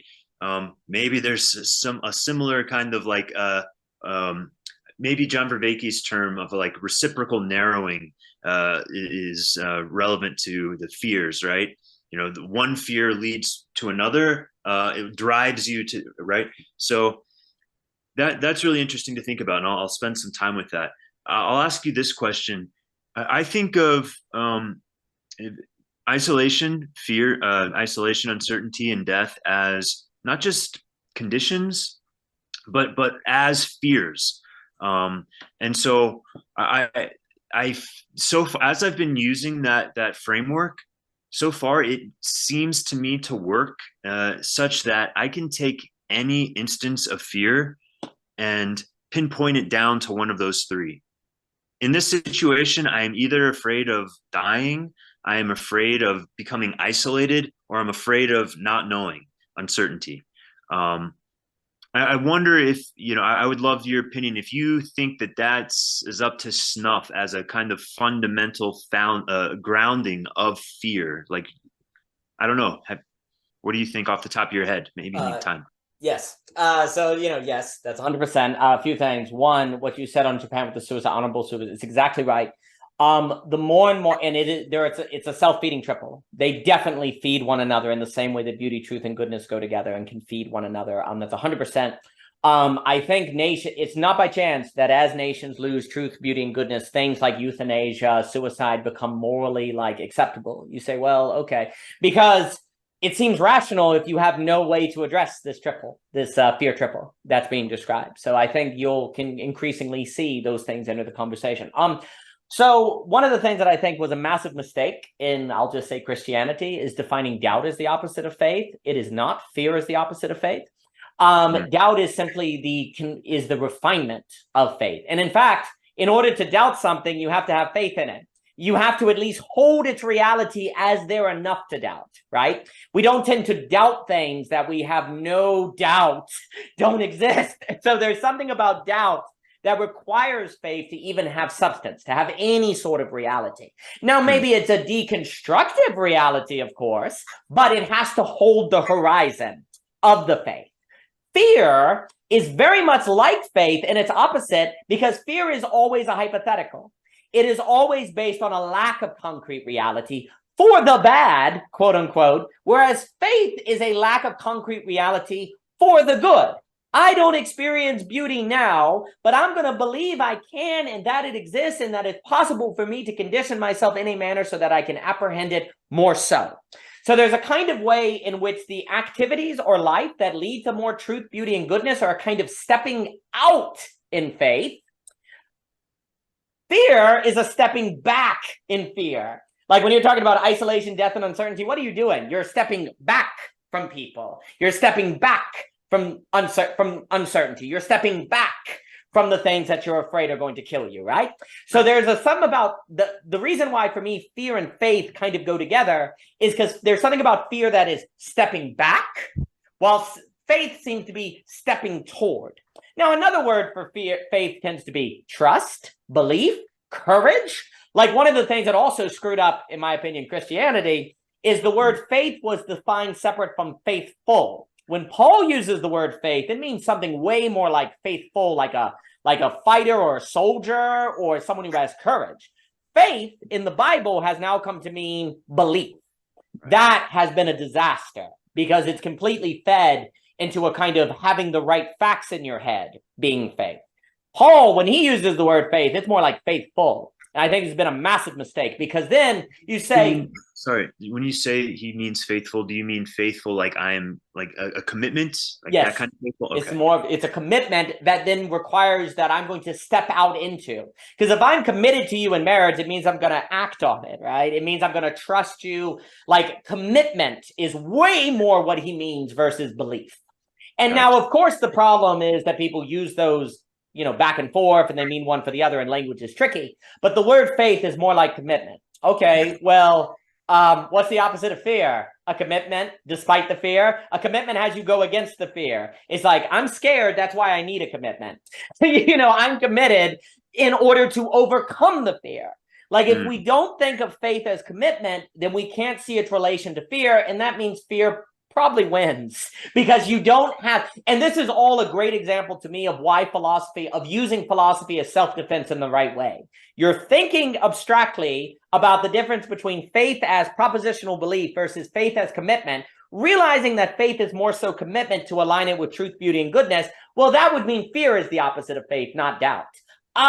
So that means in order to move toward truth, beauty, and goodness, I need to primarily be on the lookout of fear, not doubt. Because here's the problem with that. I could be avoiding doubt all day long and be doing it out of what? Fear. I'm removing doubt out of fear. And so in the very name of faith, I'm then removing the doubt of which guarantees the lack of faith. And these see. are the kind, this is, and another, like, for me, like, another key role of philosophy is the avoiding of irony. Like, this is an irony that you've fallen into, per se, which is that you do X for Y, and X is why you don't get Y. X is the Right. very reason that cuts you off from Y. And the human being is such a being that tends to be very susceptible to irony. So we need philosophy in the sense to stop ourselves from falling into irony. But stopping ourselves from falling into irony is not the same as stepping out in faith, in action toward truth, and commitment toward truth, beauty, and goodness, right? So I think for me, basically a whole lot of all this boils down to courage. Like Alex Ebert once said, and I really like, he said, the meaning of life is courage. Yes. Mm, I think that's a lot more getting at the matter. And that, also too, in First John it says, the one who fears is not made perfect in love. You can't talk about love if you're not going to talk about courage. I mean, you can't talk about relationships if you're not going to talk about courage. You can't talk about life if you're not going to talk about courage. And this also gets into why things like disablement are so bad, because then we're more fearful. I can't build a house, so I'm more fearful. So we have a governmental structure that creates more fear. Well, if it creates more fear, there's less faith, which means there's less truth, beauty, and goodness. So to me, as a thought of what would it mean to make communities and to use the liminal web to reduce fear and to increase courage, is a useful framing. Because that is getting in the matter of then what are the actions, tasks, activities, and so on that increases courage, because that will be stepping toward truth, beauty, and goodness versus back from them in fear. So I very much align with what you were saying. mm. There's a Bible verse that comes to mind, I think touches on quite a few of these things. Uh, did I pull up the right one? Oh, yeah, here it is. The fool folds his hands and eats his own flesh. Better is a handful of quietness than two hands full of toil and a striving after wind. Uh, that's one of my favorites. And that fool that folds his hands and eats his own flesh, I think that is in today, that I think is a consequence of meaning crisis, the consequence of disablement, right? Because you're not equipped to go out and take action. On the other hand, a response to the meaning crisis is blind action. That would be the two hands full of toil and striving after wind, right? That's the uh, what's the word? Oh, antiphobic response, which is a word I really like. That means that's different than courage. That's I am moving toward what I am afraid of, but I am doing so in a closed way. It's like imagine a dangerous scenario and you just kind of clam up and going. That's antiphobia. Um, and so I think that's probably a lot of the blind aspirational response to the meaning crisis is I'm just going to overwhelm myself with tasks basically, and not confront what's actually like a deeper uncertainty and a deeper kind of disablement. I'm going to have a proxy ability to get money, get this, get that, right? But fundamentally, there's a spiritual disablement. Maybe it's I'm not able to find meaning, I'm not able to find connection, I'm not able to find all those things. So I'm kind of painting over it with my ability, my muscle, my this, whatever it is, that you chase to feel abled. Um, so yeah, there's another Bible verse I really like that I think speaks here to the fear thing is um, be still and know that I am God, a classic. And that one's interesting. If you look at the original Hebrew, you find a deeper meaning than you might otherwise with the English translation. So the word for be still in the Hebrew it doesn't mean like freeze. It means more like to fall or to surrender, right? And then the word for to know is the same version of that word, which is that the kind of like Adam knew Eve, right? It's that tactile knowledge, not a conceptual knowledge. So that's a really interesting thing, is to fall into a direct knowing of God, right? To me, that is faith, right? That's this opening up to uncertainty. That's not trying to control the situation or Yep. run away, right? So yeah, I like what you're saying. And then I would say the one potential I see with the three fears is that it might be a help, like beauty, truth, goodness. It might be a helpful diagnostic tool as well, where you might be able to get a sense of um, so whereas beauty, truth, and goodness is more like self-improvement and aspirational, the fears might be a good diagnostic for therapeutic interventions, right? Like, oh, I see here that my habitual response to this kind of situation is this, I'm afraid of death. It's a body-oriented thing, and I'm like, and so, what can I do about that? And to have a basic framework where you can think about what's going on inside of you. Why am I withdrawing? Why am I tight? And then, okay, what can I do about that? That's a project I tried to start recently with another person in the liminal web. What's her name? Ellie Young. Very sweet girl. And we started talking about the idea of creating a diagnostic for therapeutic modalities, which I've been thinking about forever. I think it's really important, and it's going to exist one day, but I haven't seen anyone doing the work yet, because we're just kind of like behind in mental medicine, as compared to physical medicine, right? So someone's like, I think I need therapy. And then what's step two? I don't know. Google local therapist on Google. It's like this very kind of like dark ages of mental health that we're in right now. And then you don't know what you're going to get. Is someone going to try to put leeches on you to cure your blood disease? Metaphorically speaking, there's so many different therapeutic modalities, and there's new ones popping up all the time. And there's no real good guidance system for how to find the right one for you and whatever your specific thing is, because there's not some just singular wound or trauma that any therapy can attend to. Anyways, I bring that up because I think about it all the time, and we have to, we have to make mental health medicine available to people. That to me, that's just as important as like the piece you're bringing up about education. Like that's such a huge puzzle piece. Therapy, I mean, it exists, obviously it's good, but right now it's just not accessible in the way that it needs to be. So those are two of the big ones that I think about a lot. What you just said, to me, so there's a few things. One, I really like what you were saying about the be still and know your God. I think it's exactly right. There's more of a fallback, be caught. There's a certain commitment to the unknown, the commitment to the mystery. That's exactly right.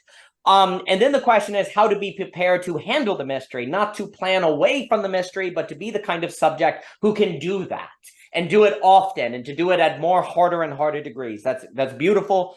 Love the word anti-phobic. Did not know that. And I think what you were saying about most people basically using occupation or stuff to do that, not to face the fear, but to kind of run through it. It's really important that in the garden, Adam did have work, just not toil. Most of what people do is actually toil, not work. And that's almost the difference between like the task that you're talking about that brings people together versus the toil of paying bills where I don't really relate. I'm just kind of getting through things, right? And that's a problem with a lot of modern capitalism. Now, I'm not trying to, the conversation about the pluses and minuses of capitalism are way more complicated, in my opinion, than a lot of people get out to be. Like you got an answer to the coordination problem that Mr. Von Miesen puts out, or the knowledge problem of Hayek. These things are unbelievably complicated. That all said, there is a tendency to use capitalism as a way to avoid the difficulty of people, as toil, not work. There is a way to use it as work, I think, but because of human beings, we tend to use everything in the direction of toil because that's easier than cultivating courage. I think that's spot on. I think, the word I like to use is auto-cannibalism, which is the notion of eating yourself. All fear leads to auto-cannibalism, like self-cannibalism. And that's the issue. Like faith is how you eat the bread of life. Fear is how you auto-cannibalize. And I think basically your triad, the three that you brought up that are just so brilliant, isolation, death, and uncertainty, these are all states of auto-cannibalism. That then basically, with the verse you brought up that's so beautiful, anti-phobia as such is ultimately auto-cannibalistic, because if you don't look up, the only thing you have to eat is yourself. So if you never look up, all you ultimately one day will have to eat is yourself. And so it becomes self-devouring. All totalization is auto-cannibalistic. Ultimately, all totalization is auto-cannibalistic. That's why it's always the danger. Because if it's closed, the day eventually comes where all it has to eat is what? Itself. Yes.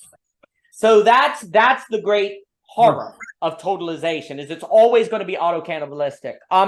What you were saying as well on, like I meant to say this earlier, one of the other reasons why the Zoom and all of that gives me hope is because there's this idea of how does the wider society understand the value of sense making? Well, one of the values is if you record a Zoom conversation, you're not directly telling people they need sense making. There's an opportunity to see it, but it's not currency content making where you're trying to show you're better than other people. You're getting people gradually habituated to what sense making is without forcing it upon them. So that's one of the reasons why I always personally have trouble with content making, because it feels like marketing and self-congratulatory. But then at the same time, there's the issue of showing people the alternatives so that they see the task and then can enter into the task, because otherwise they don't know about it, right?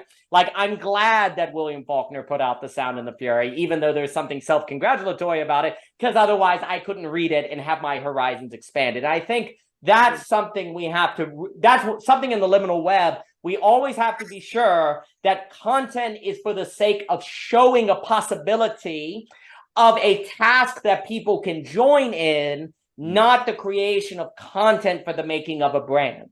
Now, how do you tell the difference? A lot of those practices, those ecologies of practices of truth, working against self-deception. So you need those practices.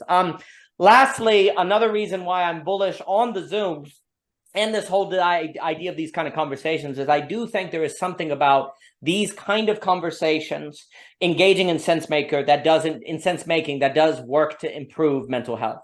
Like, one of the problems is these kids are sitting in classrooms, taking tests. It's a giant anxiety creating environment.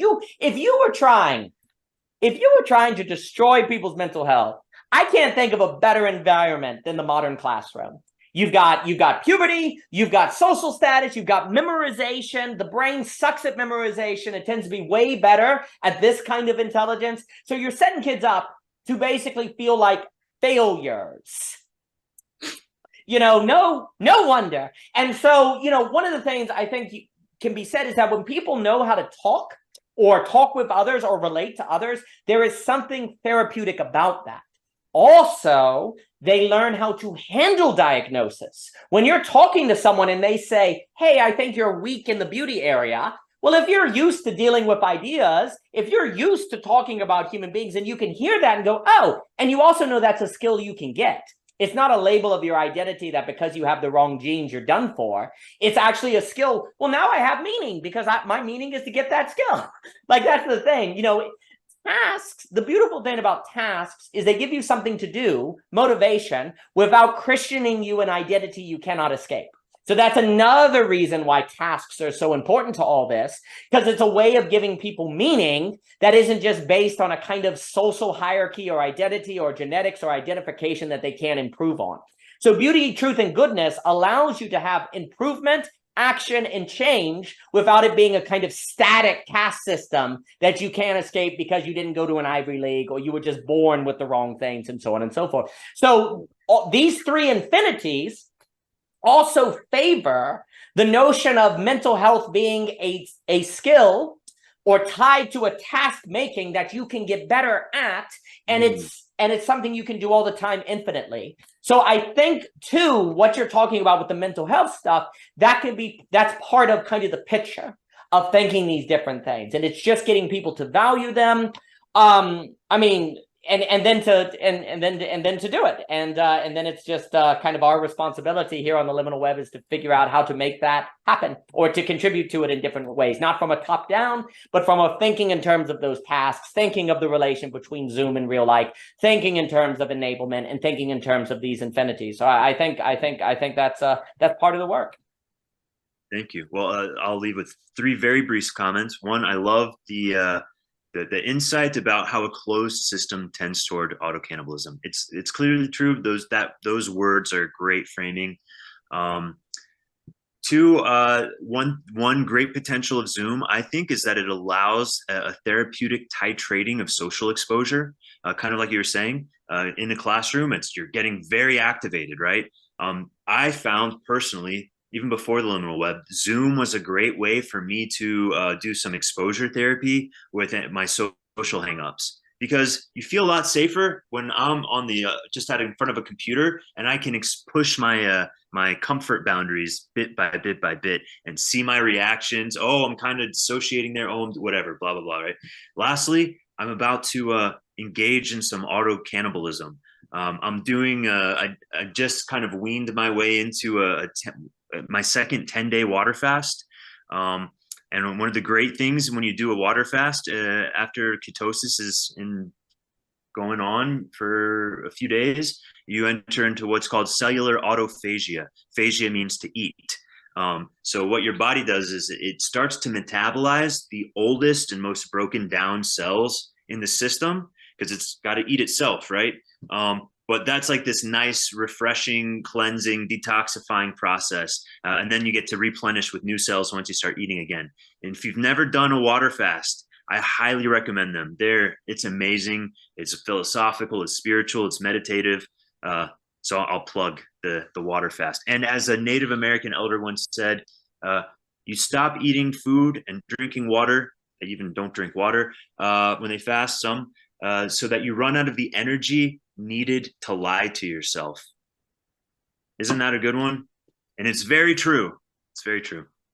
That's beautiful, and everything you said is 100%. I completely agree. And with the Zoom example, I think all the time about Beatrice with Dante in Canto 21, and Dante's like, Beatrice, why won't you smile? And she's like, at this point, if I smile, it will reduce you to ash because you're not ready for the beauty. And there's this idea that there's a gradual movement, and at the top of the Paradiso, then Beatrice can smile because Dante has worked through it. Social relations are very similar. There's a gradual movement. And for most of history, we haven't, well, let's put it this way. The gradual movement tended to be family, community, and outer world, but now there's no community or family. So people are just thrown into cosmopolitan, and there's no gradual process, right? You don't have the same social resources that allow the gradual movement. And this is where Zoom could have a role of kind of working in. You know, if people don't have the church families, if they don't have the church organizations, or they're not building a barn together with their neighbors, they don't have the processes in their communities to have a gradual movement into complicated or more difficult and diverse social relations. I think that's very astute that Zoom can help with that problem. I think also what you said on fasting is 1,000,000% correct. Fasting is a good deal, is a big deal, guys. You ought to do it. And it actually is kind of funny because to me, it just makes me think of the choices either between auto fasting physically or auto fasting in your mind, and you don't get anywhere. So auto fast physically, have your body renew itself, because the funny thing, it's almost like the difference between auto fasting that requires difficulty, struggle, and challenge versus auto fasting that's a result of the ease of totalization. So auto fasting, there's a cheap auto fasting, which is auto cannibalism, which is the eating of yourself, and then there's a costly auto cannibalism that leads to this losing of the energy to self-deceive yourself. So I really like that. And Christian, this has been a complete delight. Thank you, sir. I've enjoyed it. We'll do it again. Thank you. Likewise. I've really enjoyed it, sir. All the best to you, Christian. Thank you, sir.